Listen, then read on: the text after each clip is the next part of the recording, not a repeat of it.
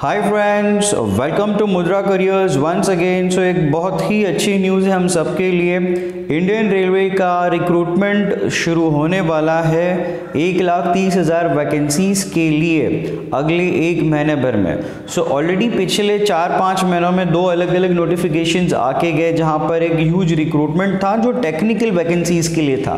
तो यहाँ पर नॉन टेक्निकल वैकेंसीज़ भी हैं, तो बाकी सारे ग्रेजुएट्स भी यहाँ पर अप्लाई कर सकते हैं। तो जो भी शॉर्ट नोटिफिकेशन में फ़िलहाल उन्होंने इन्फॉर्मेशन डिस्क्लोज़ किया है और उसके अलावा क्या कुछ हमें सिलेक्शन प्रोसेस में मिल सकता है, ये सारी जानकारी मैं आपके साथ शेयर करने वाला हूँ।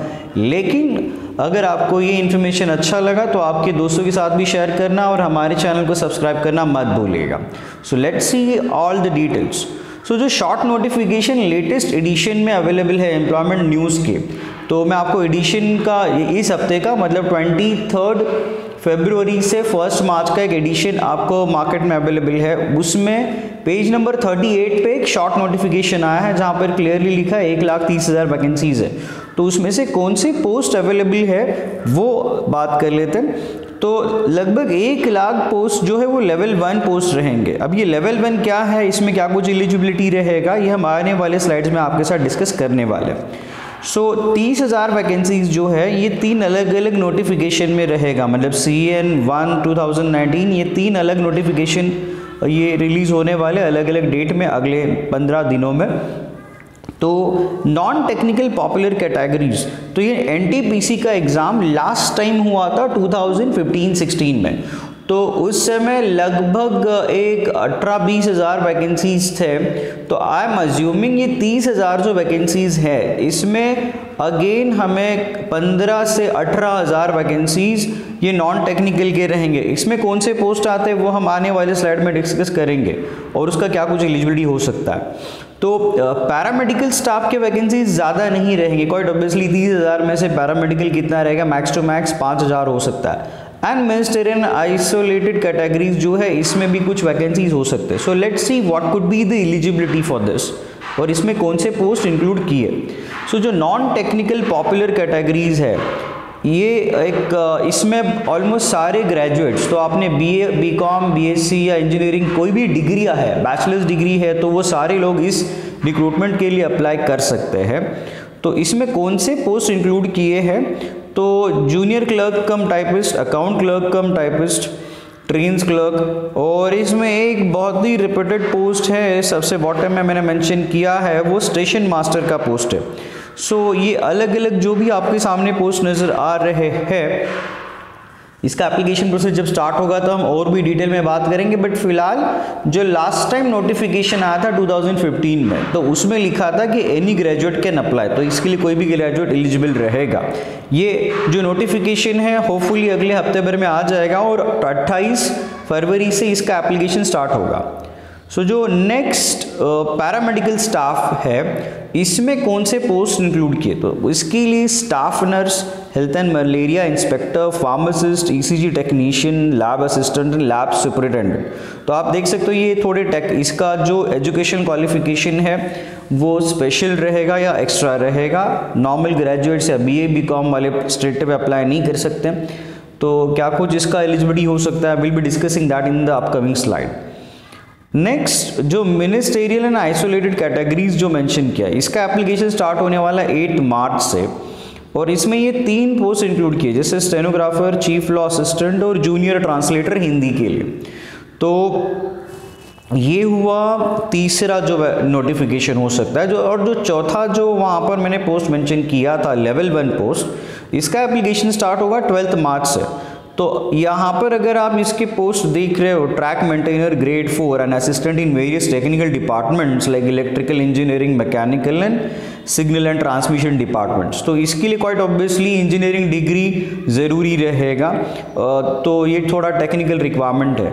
तो मेजॉरिटी ग्रेजुएट्स, प्लेन ग्रेजुएट्स के लिए जो पहला जो मैंने नोटिफिकेशन बताया कि NTPC नॉन टेक्निकल का, तो वहाँ पर ऑलमोस्ट सारे लोग एलिजिबल रहेंगे।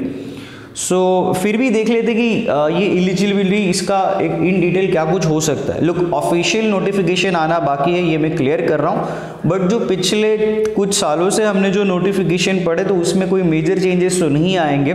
तो एज लिमिट हमने हमेशा देखा है रेलवेज का एग्ज़ाम जब भी ये नॉन टेक्निकल या सिमिलर पोस्ट के लिए आता है तो एज लिमिट इतना होता है। तो अगर आपका एज लिमिट 33 ईयर्स तक का है तो you will be having a chance to apply for these post.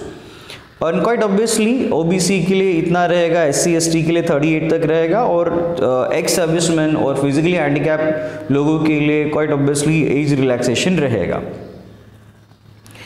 Educational qualification, तो हम पोस्ट वाइज अलग अलग बात करें तो एनटीपीसी जो मैंने स्टार्ट में भी बता, any graduate will be eligible to apply for this, ठीक है। जहाँ पर पैरामेडिकल स्टाफ की बात आती है तो जिसने नर्सिंग डिप्लोमा या बैचलर ऑफ फार्मेसी किया है या डीएमएलटी या बीएससी बायोकेमिस्ट्री और आपका मेडिकल रिलेटेड कोई क्वालिफिकेशन है तो वहाँ पर आप शायद एलिजिबल रहोगे। तो अगेन एक्चुअल नोटिफिकेशन के बाद कौन से पोस्ट के लिए क्या एलिजिबिलिटी है वो पता चल जाएगा, बट टेंटेटिवली ये अगर क्वालिफिकेशन आपके पास अवेलेबल है तो you will be eligible for paramedical staff.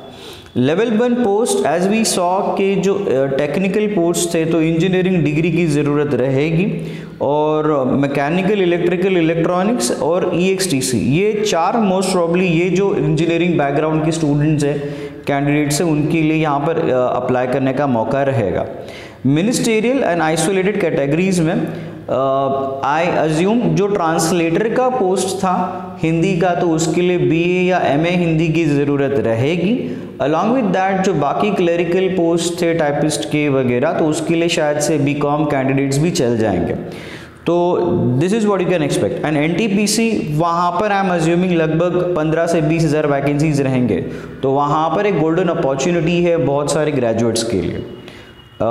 Let's come to the next part, selection process. And again ये सिलेक्शन प्रोसेस में जो पिछले कुछ रिक्रूटमेंट प्रोसेस हुए हैं उसके बेसिस पे मैं बता रहा हूँ कि क्या सिलेक्शन प्रोसेस हो सकता है, खास करके फेज़ 1 का। इट्स क्लियरली मेंशन फेज़ 1 और फेज़ 2 की वहाँ पर रेफरेंस दिया हुआ है नोटिफिकेशन में जो शॉर्ट नोटिफिकेशन था। तो अकॉर्डिंगली आई एम अज्यूमिंग पहला फेज़ तो सबके लिए ऑलमोस्ट कॉमन रहा है आज तक, तो फर्स्ट फेज़ का मैं आपको डिटेल दे देता हूँ। ये कंप्यूटर बेस्ड टेस्ट हो सकता है और इसमें आपको ये 4 सब्जेक्ट्स मिलेंगे। So most probably it will be a 100 marks and 100 questions test of 90 minutes, और ये उसका डिस्ट्रीब्यूशन हो सकता है। और ये हमने बहुत सारे अलग अलग रेलवेज़ की रिक्रूटमेंट के एग्ज़ाम में ये सब्जेक्ट्स देखे हैं। तो एक मैथमेटिक्स होगा, एक जनरल इंटेलिजेंस एंड रीजनिंग होगा, एक जनरल अवेयरनेस रहेगा, एक जनरल साइंस हो सकता है। इसमें नेगेटिव मार्किंग भी रहेगा, 1/3 negative marking. Normally railways exam में 1/3 नेगेटिव मार्किंग होता है। तो for every correct mark there will be 1 mark, for every correct answer there will be 1 mark, and for every wrong answer there will be 0.33 minus negative marking. So this is what you can have in phase 1।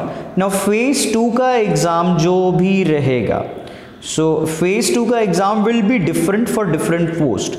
जैसे कि अगर typist का post है तो उसके लिए phase 2 में typing test, skill test रहेगा।